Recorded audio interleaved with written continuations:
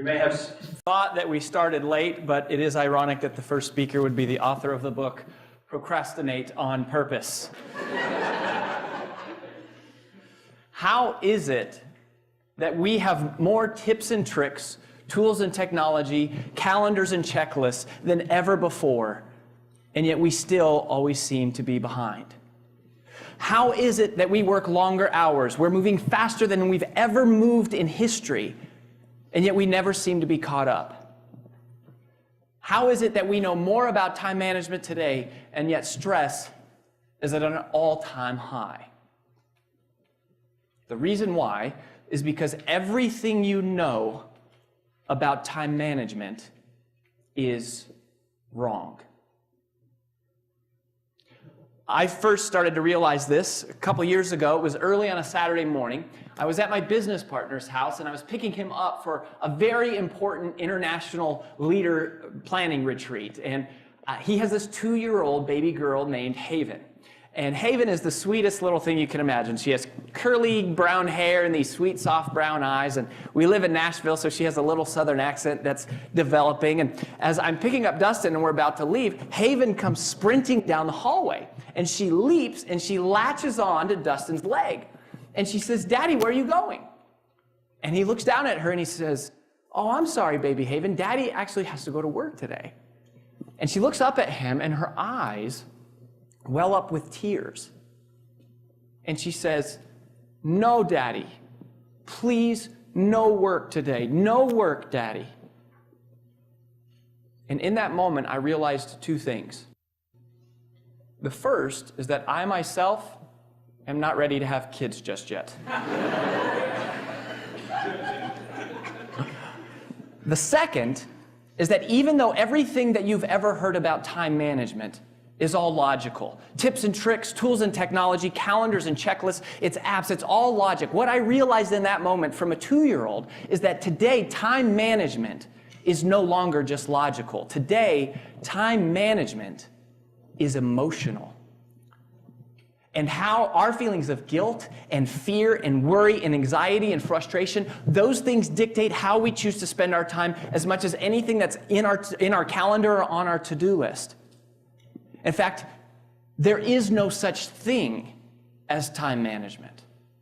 You can't manage time. Time continues on whether we like it or not. So there is no such thing as time management. Really, there is only self-management. Well, that was the first big realization that I had. In order for you to understand the second, I want to take you on a quick history of time management theory. And that really began in the late 50s and 60s. And it came during the Industrial Revolution. And early time management thought was all about, it was one-dimensional. And it was all based on efficiency.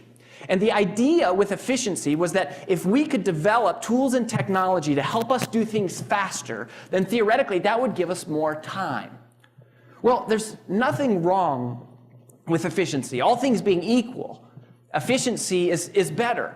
And yet, there is an unfortunate limitation to efficiency as a strategy for time management. And it's evidenced very well by the fact that we all carry around miniature computers in our pockets, and yet somehow we're still never caught up. Well, in the late 80s, Era 2 time management thinking emerged. I feel like it was pretty much single-handedly ushered in by the late, great Dr. Stephen Covey. And Dr. Covey introduced what we are referring to as two-dimensional thinking. He gave us something called the time management matrix, where the x-axis was urgency and the y-axis was importance. And the beauty about this was that it gave us a system for scoring our tasks. And then based on how they scored in these two areas, we could prioritize tasks one in front of the other. Prioritizing is all about focusing first on what matters most. And for the last 20 years, this has really been the pervasive mode of thinking as it relates to time management theory. And it's not that there's anything wrong with prioritizing. In fact, prioritizing is as valuable a skill today as it ever has been in history. And yet, even though we throw that word around like it's the end-all be-all to time management theory, right? We say, get your priorities in order. Or it's just, you don't have the right priorities. Well, unfortunately, maybe that's not really the case. Because there is a massive limitation to prioritizing that nobody ever talks about, and that is this. There's nothing about prioritizing that creates more time.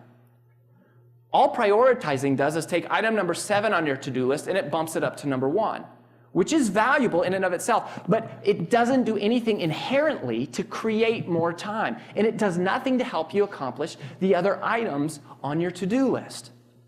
I mean, if you think about efficiency is kind of like running on a hamster wheel. And if you think of prioritizing, it's really about borrowing time from one activity to spend on another. It's kind of like juggling. And that really describes the way that we even talk about time. I'm juggling a lot, or I'm trying to balance a lot. And in that paradigm, there's only 2 strategies. One is to do things faster or to do more things. And that is what the world kind of feels like, right? How does it feel to know that really all we are is a bunch of juggling hamsters sprinting towards an inevitable crash landing? You cannot solve today's time management problems with yesterday's time management thinking.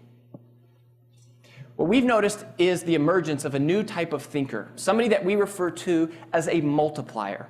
And multipliers use what we call 3-dimensional thinking. While most people only make decisions based on urgency and importance, multipliers are making a third calculation, which is based on significance. And if urgency is how soon does something matter, and importance is how much does it matter, then significance is how long is it going to matter.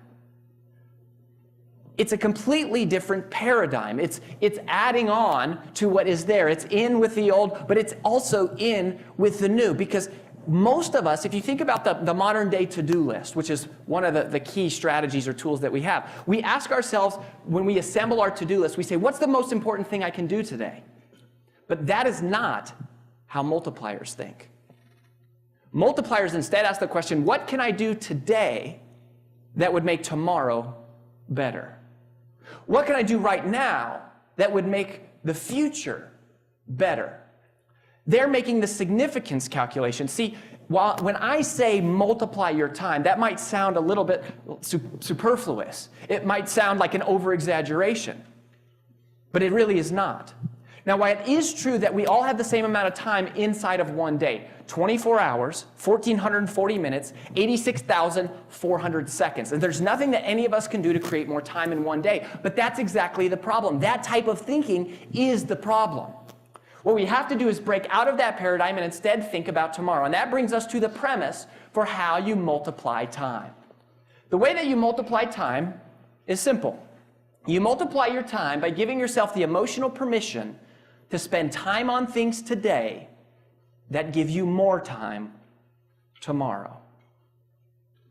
That's the significance calculation. You multiply time by giving yourself the emotional permission to spend time on things today that create more time tomorrow. The significance calculation changes everything. The focus funnel is our attempt to create a visual depiction that codifies the thought process that multipliers go through in their head unconsciously when they are evaluating how to spend their time. It's why some people create extraordinary, explosive, exponential results, and other people seem to kind of just create linear traction. And it works like this. If your tasks all come into the top of the funnel, the first question a multiplier asks is, can I eliminate this? Is it even worth doing? It's another example how everything you know about time management is wrong, or at least that it has changed, because most of us use to-do lists, and multipliers realize that next generation time management has much more to do with what you don't do than what you do. Time multipliers realize that perfection is achieved not only when nothing more can be added, but when nothing more can be taken away. It is the permission to ignore. Because anything that we say no to today creates more time for us tomorrow. The challenge emotionally is that we struggle with guilt, and we struggle with wanting to say no, but really feeling like we have to say yes. And so we go through life trying to never say no. And in one of the interviews I conducted with the multiplier, they said something that changed my life. They said, Rory, it's futile to go through life trying to never say no. What you have to realize is that you are always saying no to something. Because anytime you say yes to one thing, you are simultaneously saying no to an infinite number of others. If you can't eliminate the task, the next question is, can I automate the task? Anything that I create a process for today saves me time tomorrow. It's like setting up online bill pay. I never have 2 hours in my day to set up online bill pay. I just don't have time. And if I had 2 hours in my day, I would never use it to set up online bill pay. But a multiplier realizes that if I save 30 minutes a month from paying my bills by setting up online bill pay, then it makes sense to invest those 2 hours, because then after just 4 months' time, I will have broken even on that investment. And every month thereafter, I will get something we call ROTI, return on time invested. Automation is to your time exactly what compounding interest is to your money.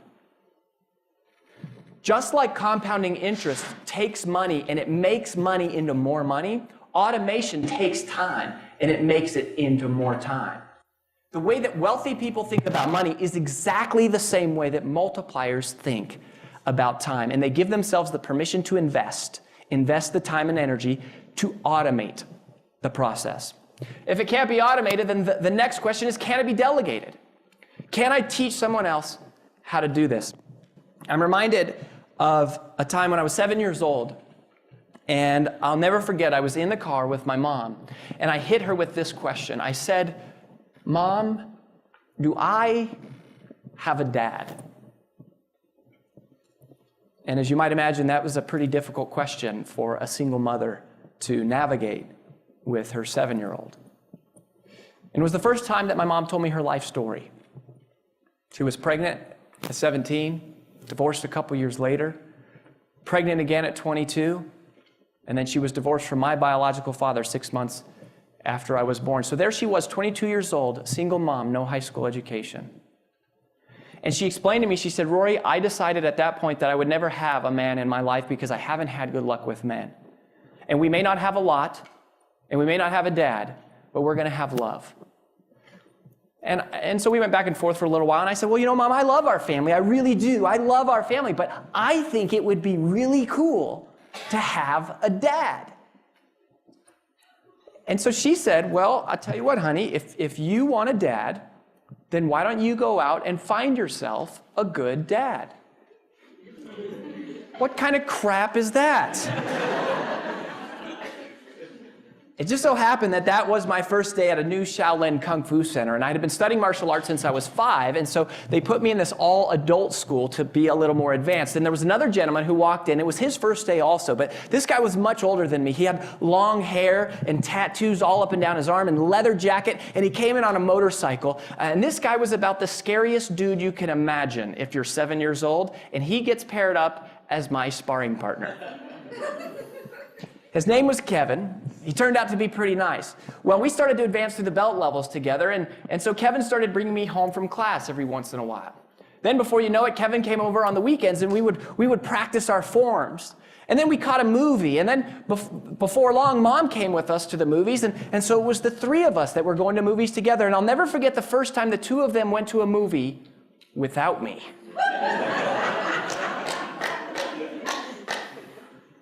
Well, as it turns out, Kevin and I tested for our black belts together on the same day when I was 10 years old. They got married 2 weeks later. A couple years after that, Kevin adopted me, and I changed my last name from Rory McLaughlin to Rory Vaden, and they have been married for 20 years ever since.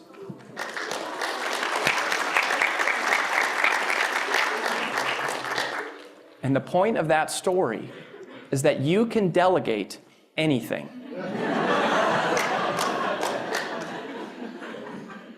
But if you ask the average person, you said, "Are there things you know you could be delegating to somebody else?" We would say yes. But then you say, "Well, why don't you train someone else to do it?" And what most of us would say is we say, "Well, because they just can't do it as well as I can."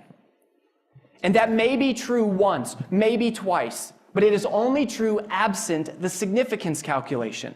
Because if you think longer term, you realize they'll be able to master the task just like you were. Significance changes everything.